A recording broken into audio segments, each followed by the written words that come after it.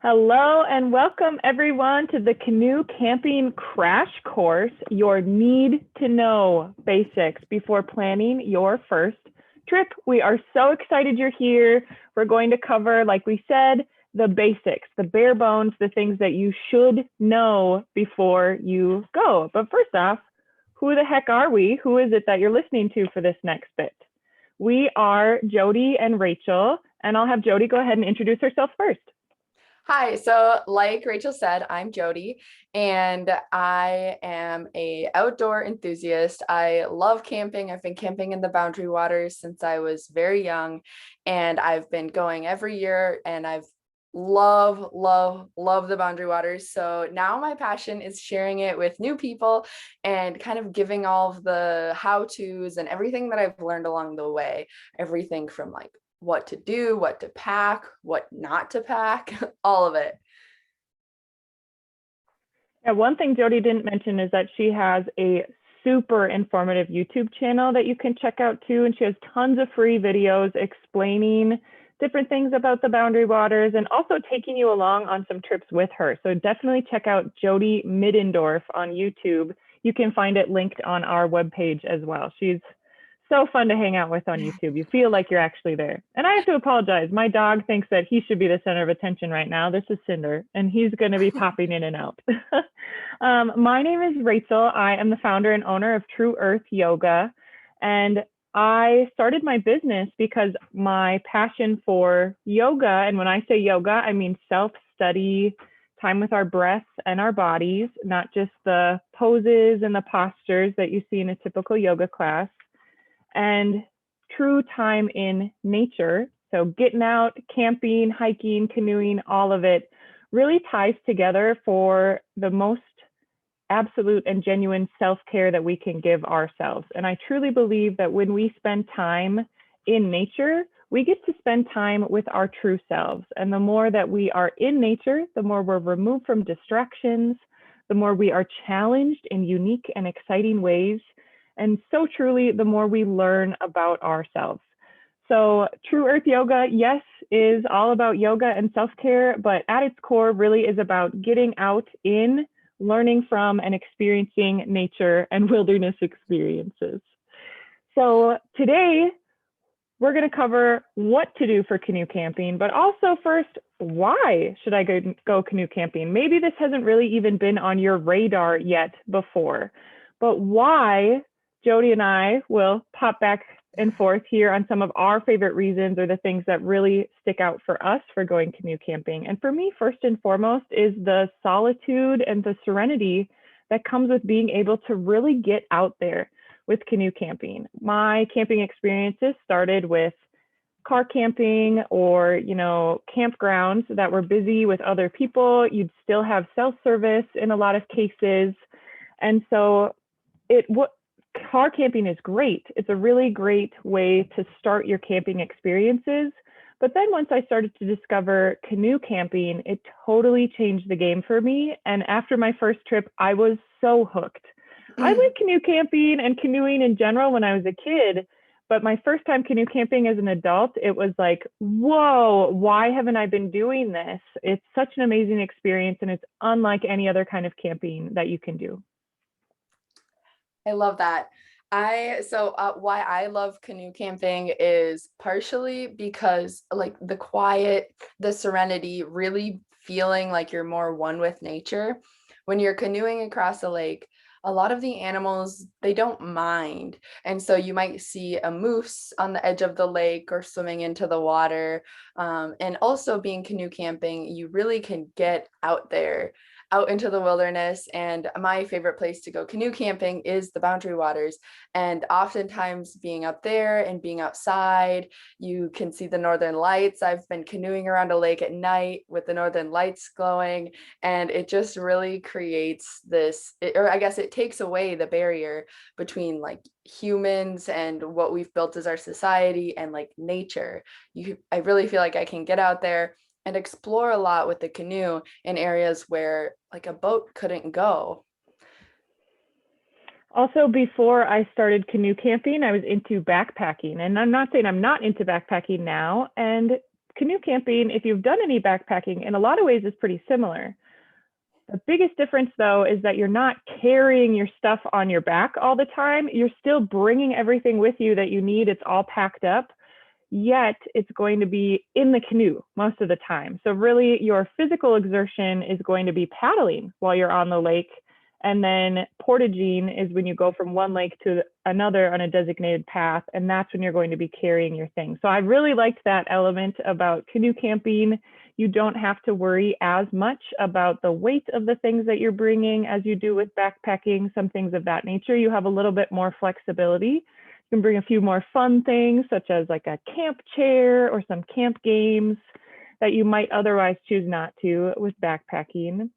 And then the wildlife of canoe camping, especially in the Boundary Waters Canoe Area Wilderness, where we most often go, is incredible. On my first ever canoe trip, we saw 4 moose at 3 different locations. Wow. We saw countless loons. We saw like 12 otters on the lake that we were on. It was amazing. And now every time that we go, there's different experiences and encounters with wildlife. I love that. Also, the canoe is so quiet, even quieter than walking through the forest. When you're canoeing, it's just you and the sound of the paddle, and you can see the birds like ducks or loons and things in the water. And it really gives you a sense of calm. And when the water is glass, like in this photo here, and you're paddling across the lake, there's just nothing that I can think of that's as serene as just gliding through the water, you and your canoe and all of the gear that you need, and then deciding like, where am I going to go camp tonight? But I just really think it is like serene, and it's nice and quiet. And again, like you can just get out there, and sometimes, depending on where you're canoeing, like the opportunities of where you can go and where you can camp feel endless. Mm-hmm. Yeah, absolutely. I would say it's also a physical challenge as well as it is a mental challenge. Some portages actually are pretty tough, or sometimes you are, really looking for a campsite. It's not as obvious as what Jodi was just mentioning. Sometimes it doesn't feel like you have endless opportunities, and then it becomes a lot of a mental challenge of reminding yourself to stay content, reminding yourself to overcome these challenges and problem solve. And that absolutely transfers back when you're in your everyday life or when you're in your work life. The things that you overcome and that you practice when you're out in the wilderness so benefit you when you are back in the bustle of everyday life. Plus, there's so much fun swimming. Endless fun swimming. Absolutely. All of the fun things that you can do, like visiting waterfalls, you can, check out some bluffs. Sometimes you can canoe to a hiking trail that would be really difficult to access otherwise, and then go check out some bluffs, or even just like little creeks. I like to paddle up next to where a river flows into the lake and park my canoe up on the bank, and then swim where the water from the river meets the lake, and it like pushes you out into the lake, and then swim back, and it's like an endless circle. So it's just a lot of fun too. And the fireflies at night that you get to see, in listening to the pine trees or just any trees blowing in the wind during the day. Many areas that you'll go canoe camping also just have incredible and endless skies. The Boundary Waters, for example, is a dark sky sanctuary, so there's little to no light pollution. So you can see as many stars as you might ever see in your life when you're out there at nighttime on a nice clear night. This photo I took on Cherokee Lake in the Boundary Waters the last weekend in May. And so that just brings to mind for me that you can go to the same campsite twice, but it's never going to be the same campsite twice because the seasons are changing. A paddling trip in May looks different than a paddling trip in June, then in July, then in October, if the water's open. So the wilderness is always changing, and the wilderness is always providing you with new and exciting opportunities to get out there and just really adventure. So we're going to dive into, hopefully now we've got you excited, we're diving into what you need to know. first and foremost, that is planning ahead for your trip.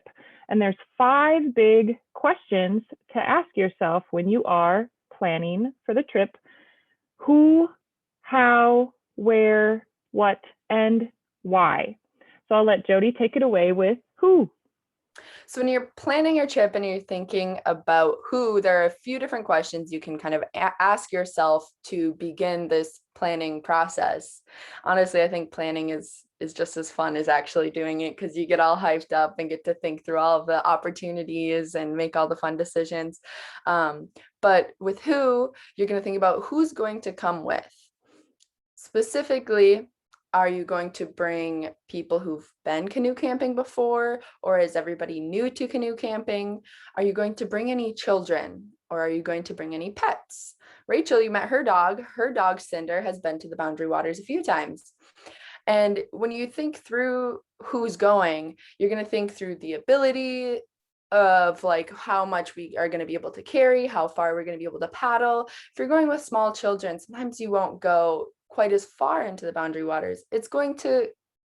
Thinking about who you're going to bring with you is going to affect the length of your route and where you're going to want to go, and also just different aspects of whether you're going to camp at the same campsite every single night, or if you're going to camp somewhere and move and camp another place. So you really have to take into account who's going with on your trip before you even start really getting into the planning of where or what or how or anything like that. You really want to know who.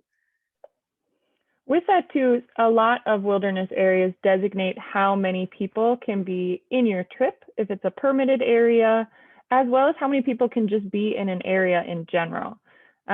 So for example, in the Boundary Waters, there's a 9-person 4-watercraft limit.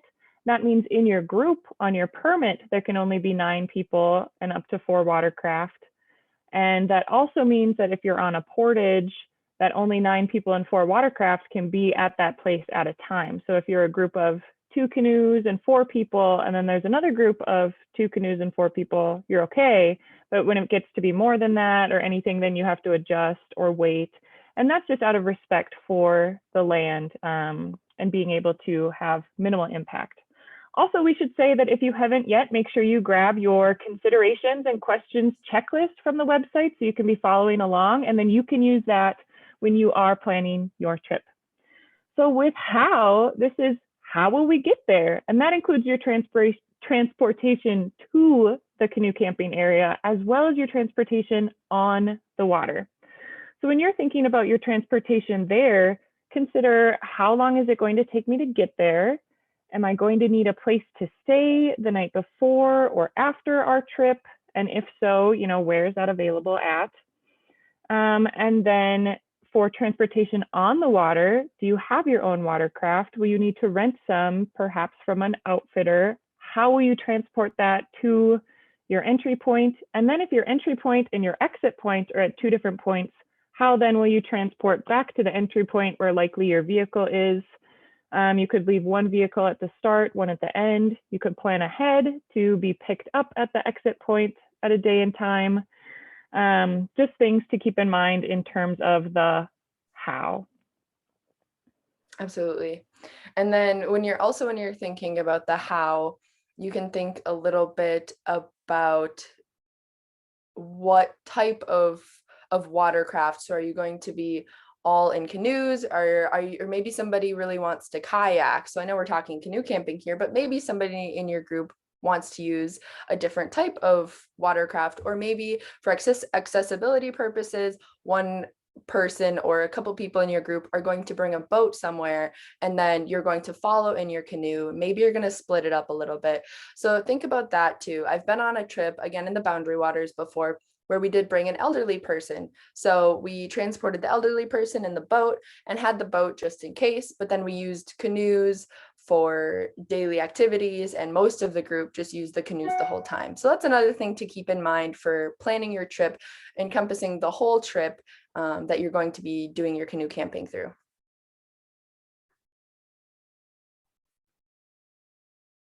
Awesome. And then also, how are you going to leave no trace? So you're going to want to think about how you can be a great steward of the land and how you can really take care of the area that you're in as well. Start that thinking process. And we'll get into leave no trace in a little bit. But as you're thinking about how, think about kind of the logistics of how you're going to plan your trip, how you're going to make decisions and get everybody prepared for even just taking care of the earth while you're out there. Absolutely. When it comes to the where, that one's a little bit obvious. Where will we go? You can choose the canoe camping area that you're going, whether that's a wilderness area or a lake on the edge of the wilderness. For example, up here near the boundary waters, there are some lakes that are just outside of the boundary waters that do have campsites on them that you can camp at and then not need a permit, or other canoe camping areas, you know, similar situations as well. Where will you stay the night before and after if that's something that you need? That's something that we mentioned a little bit earlier to keep in mind, especially in more commercialized wilderness areas where there's a lot of tourists and a lot of activity coming in. Those things book up fast. So you want to make sure that when you're planning ahead, you're factoring that in so then you can get those reservations set in stone while you're planning, and then you don't have to worry about it. And then if you are renting any watercraft or gear, where will you rent from? When you've picked the area that you want to go and you've seen if there's a permit available, if it's a permitted area, then you need to look at where is the closest outfitter or which outfitter makes sense if you are working with an outfitter. Working with an outfitter is super easy. You can even just Google outfitters near your entry point, or if you look at a map, and see, okay, so this outfitter is close to here. This outfitter is actually miles away or in a different town. Just because they're in the, you know, general wilderness area doesn't mean that they'll be right next door or the most the closest to where you're going. Call up an outfitter or head to their website, email them. They are super fun people. All outfitters are just great. They're there because just like us, they want to help foster people into the wilderness, help them be prepared, comfortable, confident. So having a good relationship with an outfitter, it's fun to go back to the same one. It's fun to try out different ones if you're going to different areas. And outfitters are just people that are going to feel like your friends. The first time you call them, they're like, yeah, where do you want to go? What would you like to see? And they can help answer a lot of those questions for you if you're going to be going through an outfitter. And then I mentioned also earlier, where's your entry point and your exit point? So where will you begin? Where will you end? If that's different, you need to have a little bit of a plan to get back to your first vehicle and things like that. And then a really important piece of the where is knowing whose native land am I on. Almost all, or I should say all, canoe camping areas are on land that was stolen from Indigenous people, and you can find that on nativeland.ca, or if you just Google whose native land am I on, then you can learn a little bit more about the history of the people that were traditionally there. A really great book that I love about the Boundary Waters Canoe Area Wilderness is Night Flying Woman by Ignatia Broker. It's just a beautiful story that tells of the people that were originally there and then what it looked like when they were being removed from the land. So it's very eye-opening, and it's not often a story that is shared when you're learning about wilderness areas. So we so strongly encourage you to really look up whose native land am I on, and then start learning about their culture, see what opportunities there are to learn directly from those individuals and about them, whether that's through books, resources, videos, museums. There are resources out there, and it is your part to learn more about who they are, where they lived, and how they lived. So that's the where. Absolutely. So now getting into what questions that we're going to ask ourselves during the planning process about what's the weather going to look like? And maybe as you're first planning, you don't know exactly what the weather is going to be like on your trip, but you can get a general idea of what it's usually like. In the middle of summer, it's usually pretty warm. Maybe depending on where you are, you can get a little bit of an idea of what the weather will look like ahead of time. And as you get closer, keep an eye on the weather so that, you know, leading up to the start of your trip, is it going to be really windy? Do I need to plan accordingly or maybe postpone the trip because of wind? And just keep an eye on everything to do with weather, whether it's, is there a fire ban in place for the time of your trip? Are you going to have to bring a propane cooker instead of cooking on the fire if that's what you usually do? Also look at what the bugs are typically like in that area during the time of your trip. Are there typically black flies? Are there typically mosquitoes? Are there typically none? So then that will help you also as you're planning and packing. Look at what the wildlife are like in the area. Are there moose? Going back again to the boundary waters, there are moose in the boundary waters. So maybe you want to plan to have some time to go paddling around and just keeping your eye out for animals. Also, you can talk to your outfitter, like Rachel was talking about. They're like your big resource for your trip in the specific area you're going to. So you can call an outfitter near to where you're going to be entering. And if that's who you're renting your canoe from, you can also mention, hey, do you know if there are if there are reported bear activity or bear sightings in my area? And then they will be able to give you good advice on whether you should bring a barrel to put your food in or you'll need to hang your food. So keeping those questions in mind when you're talking to your outfitter too, they're a great resource. Also, what activities are you going to do on your trip? Are you going to plan a day to check out some waterfall in the area or to check out a short hiking trail off of a lake that you're on? Or are you going to spend a day fishing? So think about those as you're planning as well. And also, what emergency services are nearby to where you're camping? So just in case the unexpected happens, you have an idea of how long it's going to take you to get there, or what number you can call when you have cell phone service, or even just having an idea of what options there are in the area before the trip so that you're just more prepared. Absolutely. And finally, for you to choose your own why. Jodi and I gave some of our whys at the beginning of this presentation, and it's so important that you know your why. Why am I doing this? Sometimes, you'll hear people in the outdoor community refer to different backcountry experiences as type 2 fun, because in the moment it can be really hard. You're carrying your stuff. You sometimes are paddling for hours across this lake and you're like, why? Or when you have thoughts from work popping in, or if you're distracted by something that's going on in your personal life, then you can give yourself that, I'm remembering my why, and I'm going to be present in this moment. So when you really spend time to cultivate and be present with your why, because I love Boundary Waters fishing in June, that's why I'm here with all the black flies, or, having your why is going to make your trip so much more, you're going to remember your resilience. You're going to be connected with your resilience in those tougher moments. When it's raining, some people think that rain is a downer, but if you remember the why of I'm out here to experience nature as it is, to not have the comforts of home, to challenge myself, when you remember that, then you can find some joy in the rain. I actually love it when it rains in the Boundary Waters now. I remember my first trip being like, what are we going to do now? But then as soon as I, kind of checked my mindset, I was like, this is actually so cool. And then got to experience it in a whole different way. So make sure you really know your why if you're going by yourself or if you're going with a group, and then hold that close. It'll boost your resilience. It'll remind you why you're doing some of the hard work that you're doing, and then it can help you snap out of your mindset if it's going back to everyday life rather than allowing you to be present. I love that. Thanks. So now as we're diving into packing, we will say this is Jodi holding her canoe. She just bought this canoe this past year.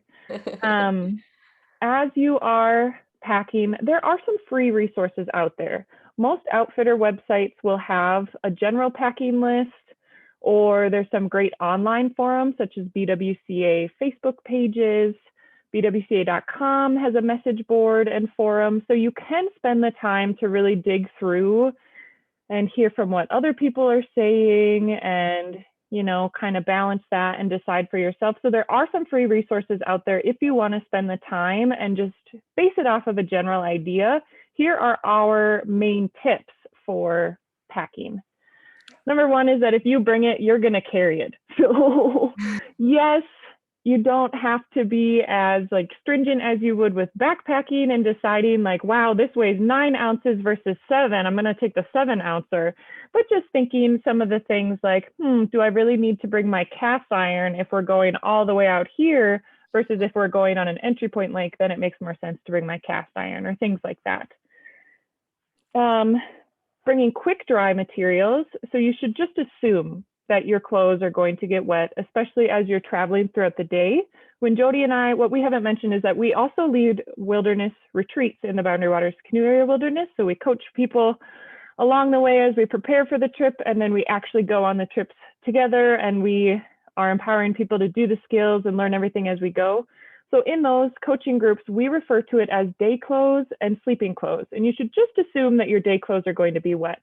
When you're traveling in the canoe, it's most safe and efficient if you're stepping in the water to get in and out of the canoe.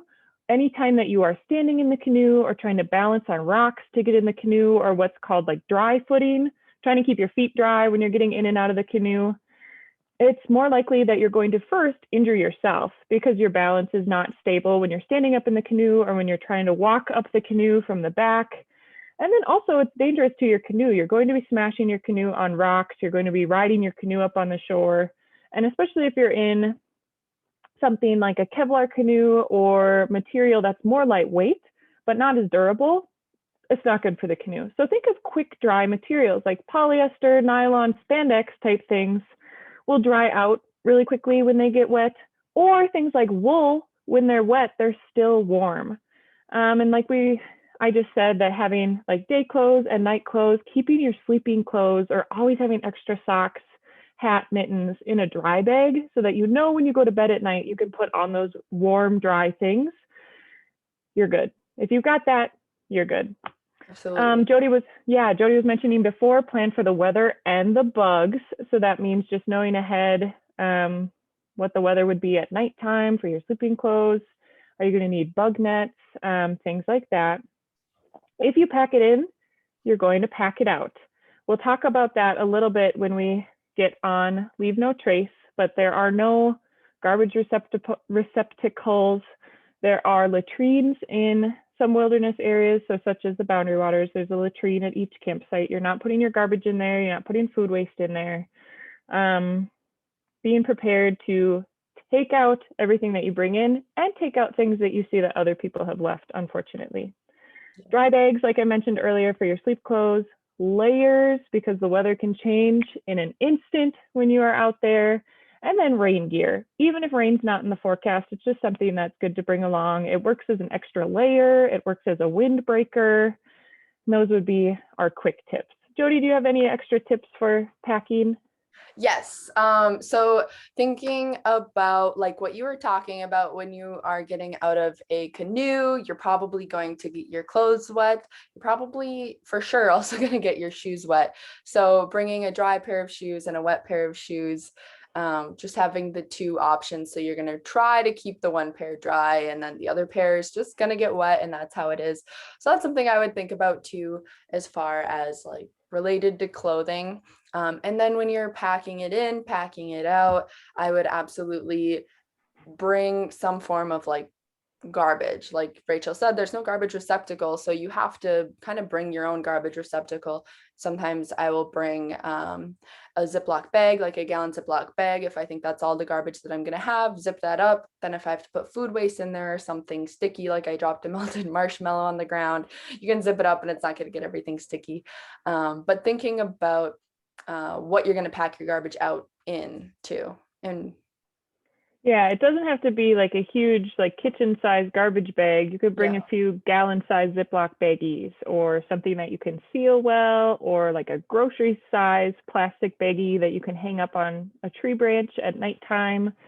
Things like that. Yeah, something that fits in your food pack, because then, especially if you're moving from campsite to campsite to campsite, you're going to have to bring that garbage with you too. So thinking ahead so that it's going to be easy. It's not going to be so gross that you have it like leaking out in your other stuff and whatnot too.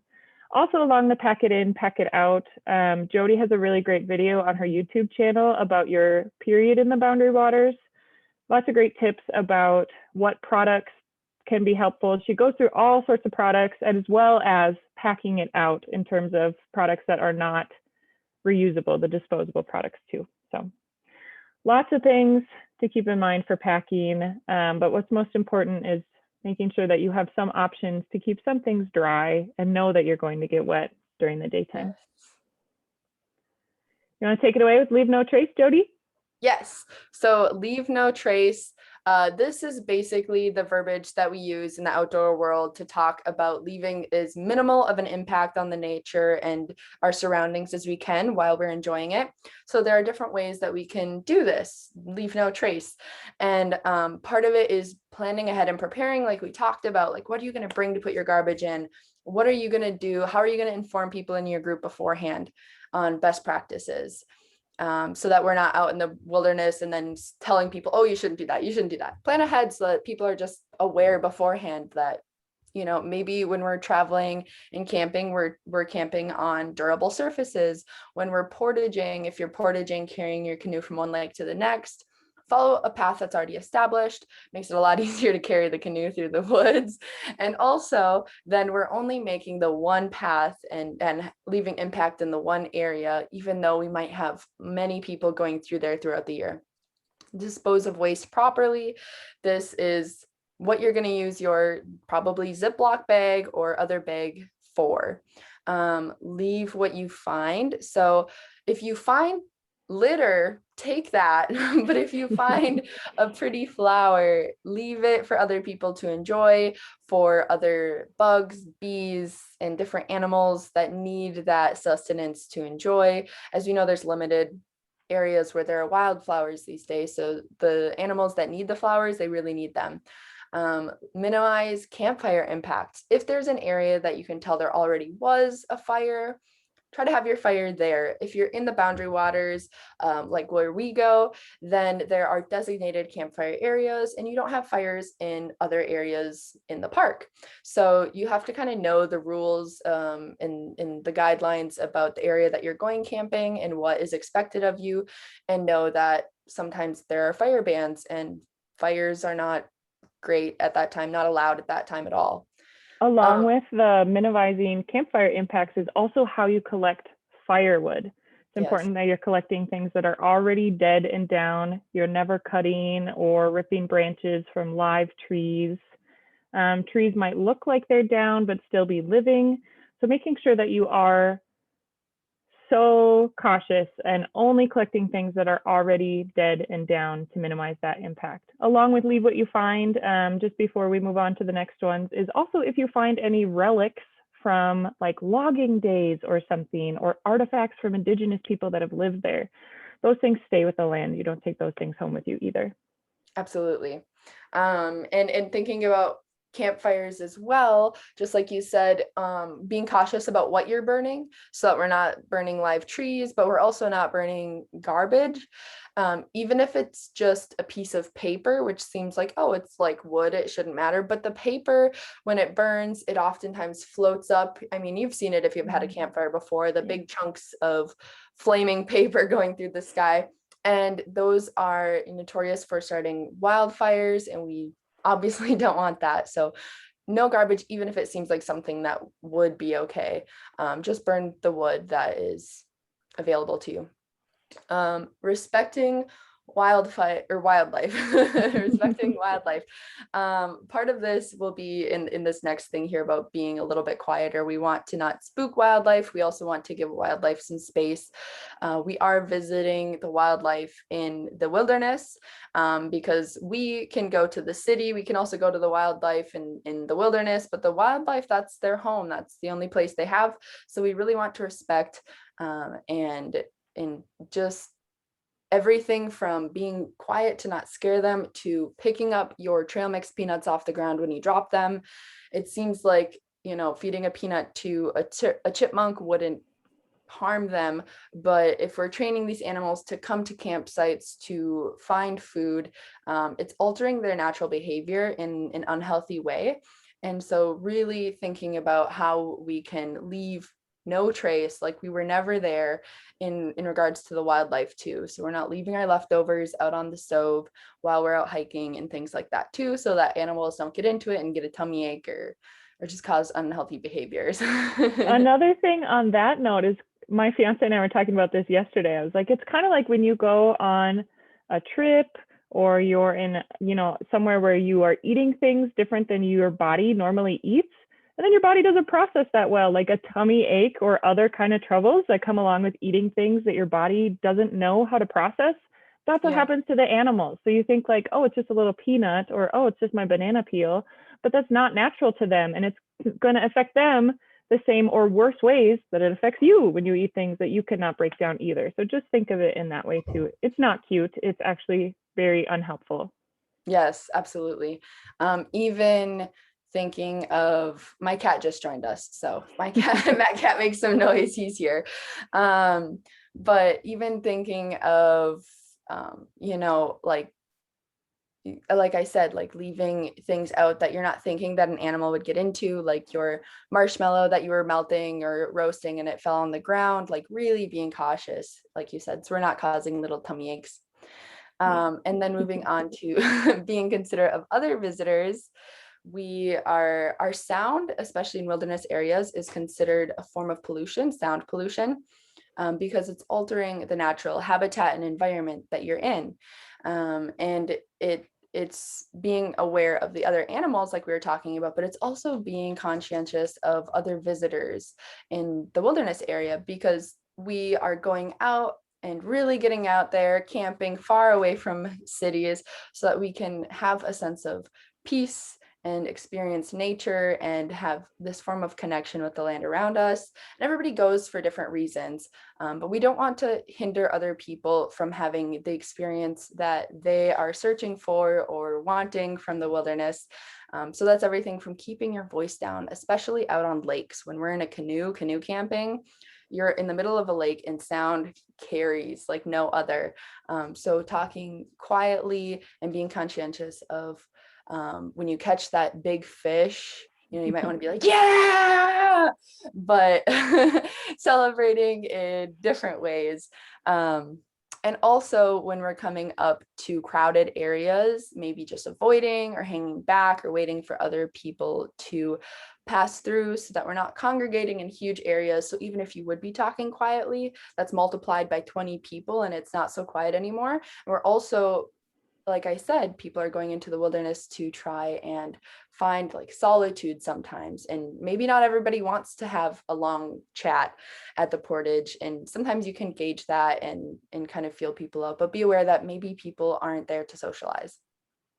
One thing that we teach our campers and our retreat groups is that we are not entitled to any kind of experience out there. Yes, each of us are going out there and wanting to have a great time, or we have some expectations for what we'd like the trip to be like, but we're not entitled to that awesome woohoo after we catch a fish, or doing a whole bunch of cannonballs when there's actually a campsite right across from us.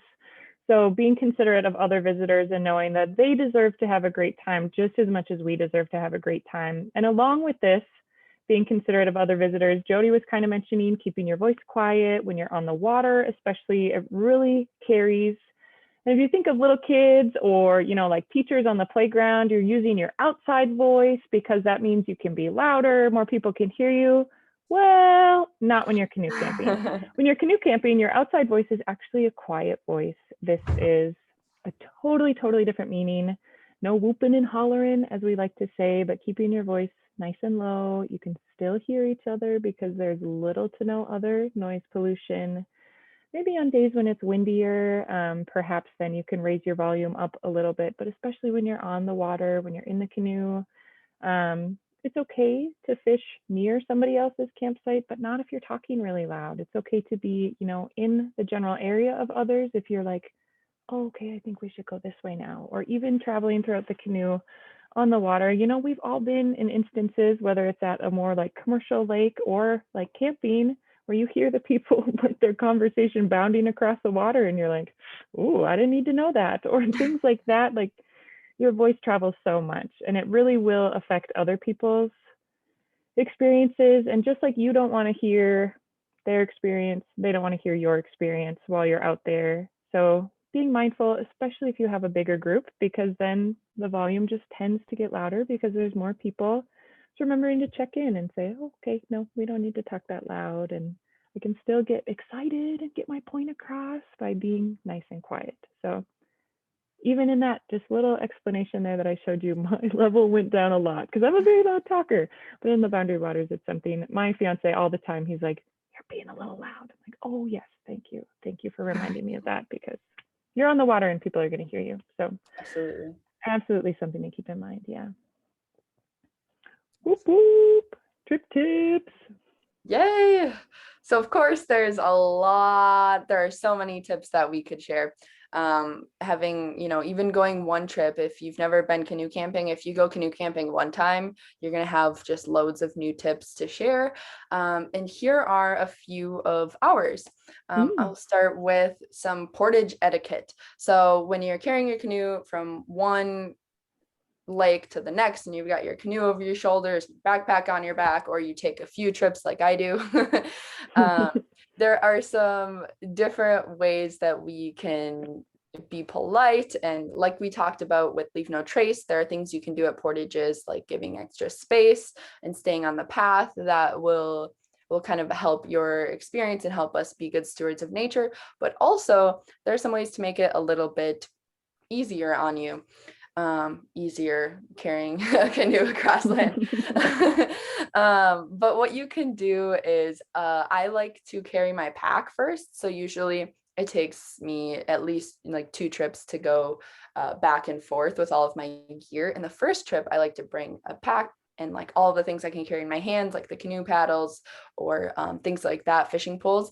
And so then I can see the ground and I'm kind of scouting out. Usually the portage goes up and then it'll go back down to the next lake. And so you can kind of see where the footing is, kind of get an idea of what the portage looks like for footing, so that the next trip, when you've got your canoe over your head and your visibility is limited, you already kind of have an idea of where you're going and like, okay, I think I'm about halfway now. I can make it. Like, this is great. It's going awesome.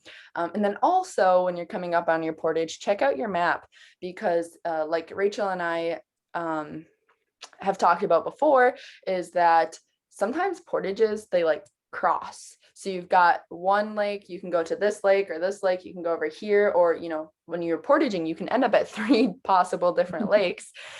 And if you haven't consulted your map and realized that that is what this portage is, it's like crossing a different portage, then you might end up at the incorrect lake if you're not like really paying attention to your map. So I think usually when we're out in the wilderness, we tend to kind of have a route in mind and know our map, but just checking it even right before you're going on your portage again, so that you're not getting a little bit confused and having to go back and forth with the canoe around different places.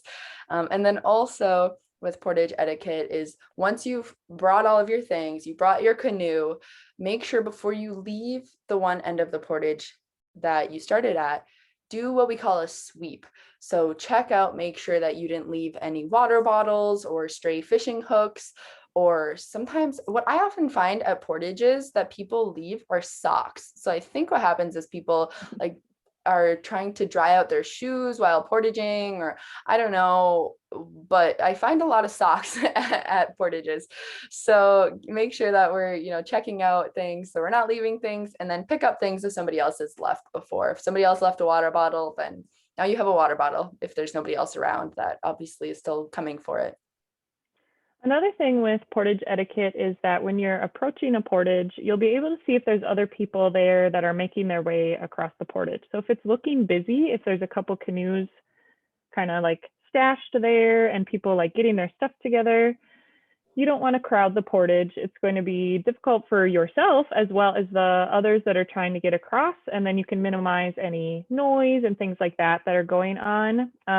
So like Jodi mentioned before, Cinder, my dog, does come with us when we go canoe camping. And so being mindful of your dog on a portage is very important. So many dogs each year go missing in the boundary waters because they are not leashed. Maybe they see or smell another animal and they dart off, and then what can you do? The wilderness is endless, and there are so many trees and paths that your dog could have gone through. And then you're going to be, yelling for your dog, creating noise pollution, or just potentially not being able to find your dog. Some dogs are found weeks later, miles and miles away from where they were initially lost, and things like that. Some dogs are never found again. So absolutely keep that in mind if you're considering bringing your dog. I see lots of people on portages with their dog on a leash. I've even seen people with a canoe over their head and their dog on the leash. I'm like, you are a rock star. Way to go. I could not do that. Woo, that's awesome. But then also some dogs will bark at people on portages. So that's something to keep in mind too. Nobody likes to be barked at by a dog, whether you're a dog person or not.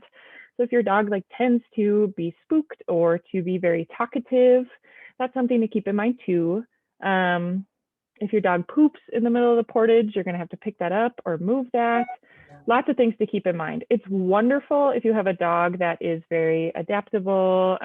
It's fun to bring your dog if they are very outdoorsy and are used to these types of things. But I can also say that can be very stressful if you have a dog with you that isn't used to the environment. It's stressful for you, it's stressful for them, it's stressful for everyone else, because then that dog is stressed out. And if that dog is not going to have a good time, it's not worth it to bring them. Just consider your doggy when you're planning bringing them or not, as well as considering everyone else too. Exactly.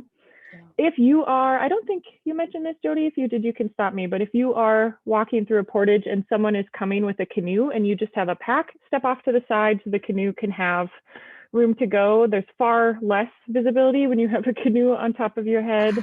So make sure you're giving preference to canoes to paddle or to walk through the portage. Don't leave your canoe and things if you are double portaging is what it's called, when you maybe go halfway or all the way with some stuff and then go back for the other stuff. Don't leave your canoe just right in the middle of the landing. Pick it up off to the side, so then if others are coming, then they have room to get up and go. Maybe they're just going to carry all their stuff in one and they can't get in if you have your canoe laying right there. And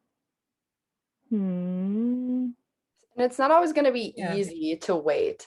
When you come up to a portage and you see people there, it sounds in theory oh yeah, of course you just wait. But sometimes you're I really want to get to my campsite, or we've got a long ways to go. And it's not always the easy thing to sit back and wait. But I like to use that as my time to chill off to the side. I'll paddle down the lake a little bit and really just try to take in the nature. And find the right mindset about it. But it's interesting because when you're canoe camping out in the wilderness, oftentimes we go for tranquility and quiet, and then you have to wait at a portage, and all of these thoughts of go, go, go from our everyday pop back into your head, and you're I want to get there, I want to get fishing and things like that. So my tip regarding that would be to check your mindset and let yourself know that I'm here to relax, this is for fun, I'm doing this for whatever your why is. And I'm sure most people's why for going canoe camping is not to rush. So definitely keep that in mind, that even if you really just want to get as far as you can into the wilderness that day, taking the time to wait for other people really is going to make everybody's enjoyment a lot better, more. And you can feel it out too. It'll make sense if you're at a very wide portage landing where you could come up along the side and then make your way through, and people will step aside for you if you have your canoe. But it's not always going to make sense. So you'll be able to feel that out when you're there. Just remember to be considerate of how you would like someone to approach it if you were on the portage, as well as then, for others, being considerate of other visitors. Another trip tip is don't contaminate the water. We were mentioning earlier, Jodi was, about not feeding wildlife. This also means don't dump any food scraps in the lake. Don't clean your dishes in the lake or river if you're doing any river camping. Don't wash yourself in the water. Don't put on sunscreen and then immediately jump in the lake. These are all things to be mindful of. If you are worried about getting sunburned and you want to go swimming, go swimming and then put your sunscreen or your extra layers on. Don't apply bug spray right next to the water. Kind of a good rule of thumb is being about 200 feet away from the water before applying anything, washing anything, and whatnot. You can get like a camp sink or a little collapsible or foldable bucket that you can fill up with lake water and then take it that 200 feet away, lake, river, stream water, wherever you're at, and then like wash your things in there, dig a little hole, and then dump your water waste in there. But you're not contaminating the main water source for the organisms and the plants, animals, fishies, water, everything that's in there.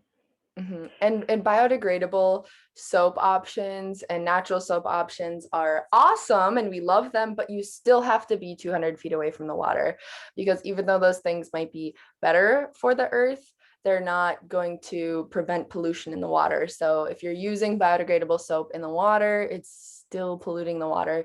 So another thing to keep in mind is bring the biodegradable or natural soap, awesome, but still be 200 feet away from the water before washing anything.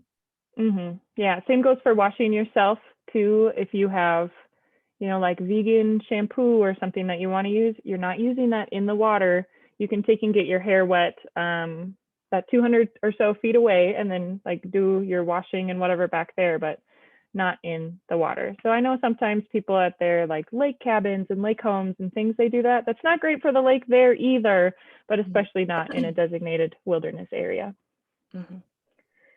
Then one of our final trip tips is on working around nature rather than forcing nature to work around you. So when you are pulling up to a campsite, doing your part to really take a lay of the land and notice where are the obvious tent pads? Where does it make sense to hang my hammock? So you're not moving around rocks so that you can have your tent nice and smooth in some areas so that you're not bending or pulling on branches or going on trees like a birch tree, for example, where it would pull at the bark or damage the bark. Making sure, like Jodi mentioned in the Leave No Trace section, only giving or having fires in places where people have already had fires or in designated fire grate areas. Working around nature, minimal impact, even if it's in a space designated for impact, such as a campsite.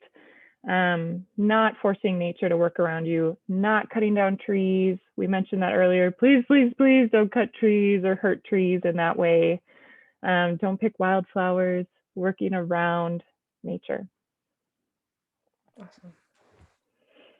Yeah, woohoo! So that was the majority of what we had for everyone for your bare bones, your Crash need course. to know Canoe Camping Crash Course. Woohoo! You made it. Hopefully you've been taking some good notes. You've been going along with the checklist that we've provided for you.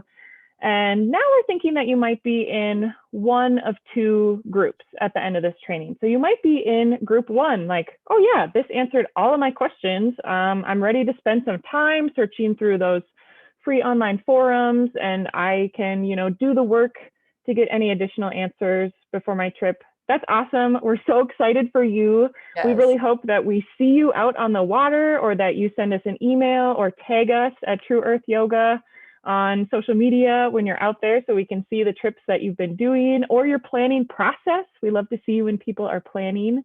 Absolutely. So then this training is over for you now and you can sign off, get in touch with us at trueearthyoga.com. Awesome. We're so glad that you were here today and that you are feeling good about it. That's really great. If that's thanks for joining us. Yes, we're so glad you've been here. Then there might be another group of people. So you might be thinking, okay, this is really good information, but every time you said something that kind of gave me more questions. Now what? I think I would benefit from additional support before I'm ready for a canoe camping trip. This is perfect. We still have some more information for you. You can keep listening. And I will say too, on my first canoe trip, even though I was going with people who knew what they were doing and had been going for like 7+ years, I still felt like I'm going to slow everybody down, or I don't know, I'm like nervous and scared, even though people were like, oh yeah, it's easy, you do this or whatever. And when you go with people who are experienced, sometimes they forget about those questions that they had on their first times going, or they forget what it's like to not know what the word portage means, or to not know how to pack things or what to pack. And so even if you're going with people who are experienced, you might fit into this category too. Or maybe you really want to take your family, you really, really want your family to go, or some folks that are in our retreat groups. Here's some of the types of folks that we have. We have someone who has never, ever gone camping before, not any kind of camping, but they live up in this area and they're like, I need to go. I need to know how to do it. So I'm just going to dive in and go on one of your trips. I'm just going to go for Boundary Waters camping, my first time camping. And it's so exciting to see things through their eyes, and reminds us, even though we're pretty aware of what those questions are, it reminds us of all of those questions too. Absolutely. We also have some folks who have like family up in canoe country area, and they've always wanted to go, but they've never had anyone who would go with them, and they've never been able to find resources. And they're like, what the heck? I want to go, but I feel like I'm never going to get to go. Or they feel like they're getting older and they're not going to be able to go anymore. They're worried about water filtering, being able to drink water, things like that. Those are some of the folks that we support in our retreat groups. So of course we have our retreat groups, but we also have another opportunity for you if maybe camping with us doesn't feel like the right move. Mm-hmm. Go for it, Jodi. The Complete Canoe Camping Course. So Rachael and I have put together everything you need to know about canoe camping, and then some. And then a lot, actually. Yeah, like we were so detailed. Yeah, everything you need to know, and then a lot of things that you're just gonna want to know. So we have combined our expertise from going camping and canoe camping a lot into an online course that we are making available to you, to anyone who wants to dive into this. And the online course consists of videos we've put together talking through everything from your planning process. We kind of talk through some of those questions. We go even more in depth on all of that. We talk about packing. We give you our packing list that we put together through all of our experience. We are talking about while you're actually camping. We give you the down low on like if you're going to bring your dog, everything, all of it, the bugs, everything that can get to your dog. So I mean, it's thorough. And then we also, along with that online course, I'm just going to throw in too quick before you jump on to the next one, Jodi, is like we also cover the questions that you like maybe don't feel comfortable asking, or you don't know to ask, such as very specific bathroom things. Like, what do I do if I'm on the portage and I have to go to the bathroom? What do I do if I have my period in the Boundary Waters? What do I do if, the things that you don't like talk about around the table when you're planning a trip, or maybe you don't feel comfortable asking an outfitter when you call them.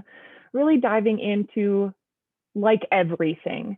We want you to feel so comfortable and confident before you go, because both of us have been in a place, Jodi when she was like 10 years old, me when I was like 20 something years old, we've both been in that place of like going and people trying to prepare you, but also being like, I do not feel prepared. What about this? What about that? And then when you're actually there, having even more questions. Like I was saying on the last slide, sometimes it's like, okay, well, do you want to do this?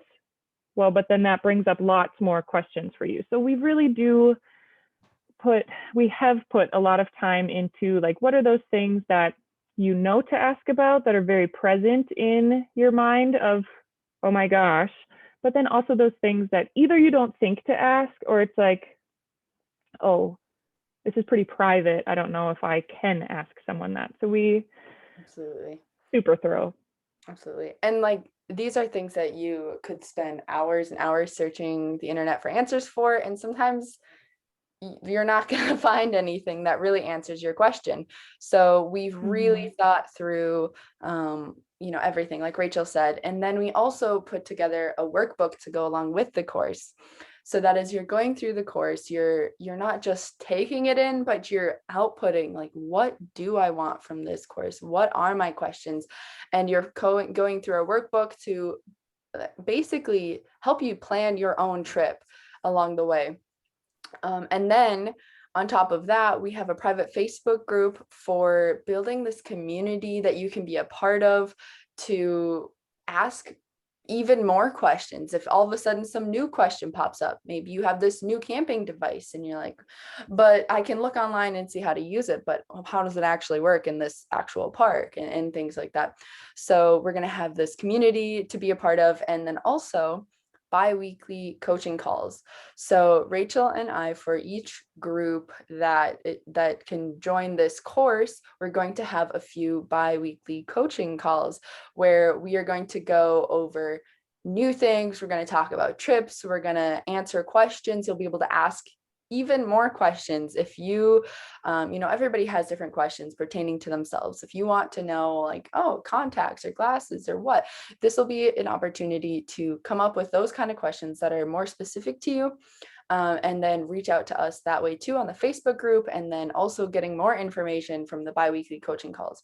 Not only will you have access to the coaching calls for your group, but when we have new groups in the future, you will be given access to those bi-weekly coaching calls as well. So a lot. Yeah, such a supportive environment. I wish something like this was available for me. Like I said, even though I was going with people that I know and love and trust the first time, that knew what they were doing, that had been there, I wish that I had a group that was people like me that were like, I'm going and I'm worried I'm going to slow my group down, or I'm going and I'm scared about sleeping outside at night, or what if I have to go to the bathroom at night? Those types of questions where, I mean, now that I've gone, it's like, oh yeah, I'm not scared about black bears. But my first time, I was like, oh my God, black bears. And so being able to feel like you can ask those questions because other people in your group are going to have the same questions. Our retreat groups have kind of been like a pilot for this. We've been giving them coaching and having calls and things with them. And hearing from them has been really wonderful for us to say, oh yeah, we should really break down the different types of sleeping bag materials, or the different weights or temperature ratings of sleeping bag materials. So when we say we're going thorough in your information, we are going thorough. We really don't want you to have to look for answers anywhere else. We know that, especially in this past 2 years now, there have been a lot of new visitors to canoe country, people that are coming canoe camping for the first time, and that in some cases that has had a negative effect on the environment because leave no trace principles and things like that haven't been readily accessible. They haven't been super well put out there. They're in a lot of different places, but if you haven't been looking for those resources and you're going for the first time and you just don't know, we don't want you to feel penalized or punished or, bad for not knowing. My favorite quote by Maya Angelou is, do not blame yourself for what you didn't know before you learned it. And that's the mentality that we have in this course group, is that no question is a dumb question at all. And that it's living and learning and doing our best to feel comfortable and confident while we're respecting the wilderness out there. So Absolutely. The Complete Canoe Camping Course was born. This is for you if you've always dreamed of going canoe camping, but haven't known where to start, what to pack, or how to do it. Or maybe, like we were saying earlier, this is something that's like new to you and you're like, oh, this sounds like I would really benefit from that. This is also for you if you need a break from everyday society and the constant go, go, go. If you're ready to connect with nature's solitude and in turn, your true nature within. The more time that you spend in the wilderness and in nature, the more time you get to spend with your real self, yourself that is not influenced by perceptions and agendas and deadlines or notifications, your real self. This course is absolutely for you if you fit into that category. So, drum roll, Jodi, take it from here. So the doors to this course open on Tuesday, July 13th. And oh my gosh, this is so exciting. We are super excited about this, of course. And we're so excited to welcome all the newcomers to the canoe country. Like we were talking about, there are so many new people. And so we worked hard to get this out as soon as we could for all the people that are coming out and joining us. And we have an early bird pricing of $100 off through Tuesday, July 20th. So for the whole first week of our course being available, we will be giving this early bird pricing to anybody joining us. You will have access to all the things we listed before. And then also we're accepting 20 people into the first cohort. And we're only accepting 20 people because we want to be able to give you feedback. We want to be able to have the group manageable so that in the coaching calls, if you have a question, you don't feel like you're not going to get to ask it. 20 people so that in the Facebook group, it can feel intimate. It can feel like you have a chance to get to know folks. You're not just another name or number in the huge public Facebook groups, which you can get a lot of information out of. But you'll be known. People will know when your trip is going. People will be excited for your trip. People will understand like, oh, wow, this person is taking their kids for the first time, or this person is going on their first trip this week, or it'll just be so fun. We have so loved connecting with Boundary Waters newbies. And we know that having this smaller group will be awesome. So this is another reason to get in as soon as you can, because we don't want you to miss out on the first group. It's kind of getting toward the end of open water season, which seems crazy because we're only in July, but it does close off pretty quick. We have July, August, September, maybe the end of September, October. But if you want to get out in canoe country this year, you're going to want to be in this first cohort. And if you don't make it, getting in on the second cohort. Our retreat goers, so the folks that are in our retreats this summer, will be in the cohort too, so they'll be able to share some perspective after they've gone on their first trip of like, wow, I learned so much, or when you're in this section, pay attention to XYZ, whatnot.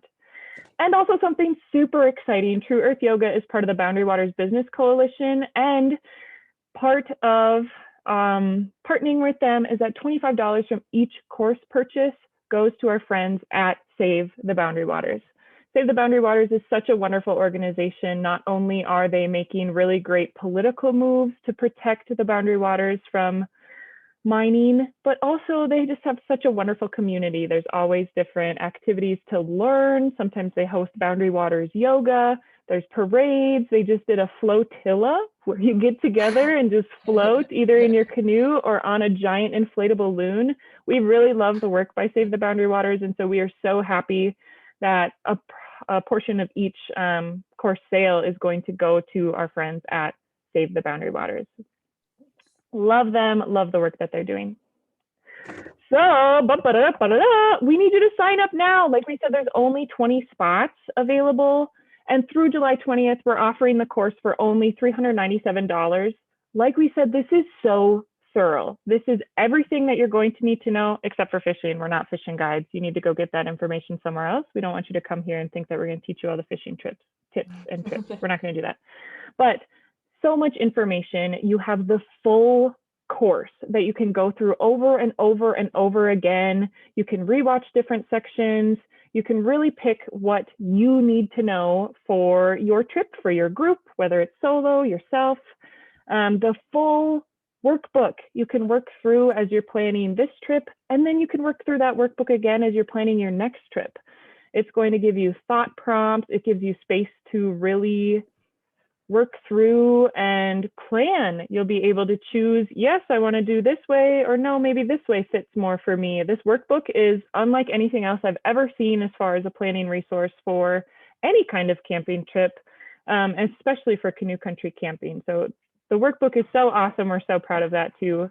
The private group, my cat is here as well. Both Jodi and my pets are very active. So the private group where you will be in community with everyone who's in the same boat as you, not the same canoe, but in the same boat. Everyone is in the same place. We're all coming to this with similar questions. And then 2 coaches, Jodi and myself. We have very different experiences in the Boundary Waters. Jodi started when she was 10 years old, and now she's been going for more than a decade and has gone with different types of groups, different types of people. Myself, who's been going for about less than 5 years, but has been able to take my other outdoor and camping experiences and really fine tune that for canoe country camping, and then guide and lead and coach others into doing this. So this is such a wonderful experience. We are so excited to have you there. Join before July 20th so that you can get that $100 off. $25 is still going to go to Save the Boundary Waters when you do that. And then if there are still spots open of the 20 cohort for this first group, then after July 20th, the price goes up to $497. Yes. So to sign up, you can go to trueearthyoga.com/BWCA. No, trueearthyoga.com/canoe. And that's where you will find the course. The course will be there. You can sign up for it there. You can get access to the handout from this video. You can rewatch our crash course one more time if that's something that you need to do.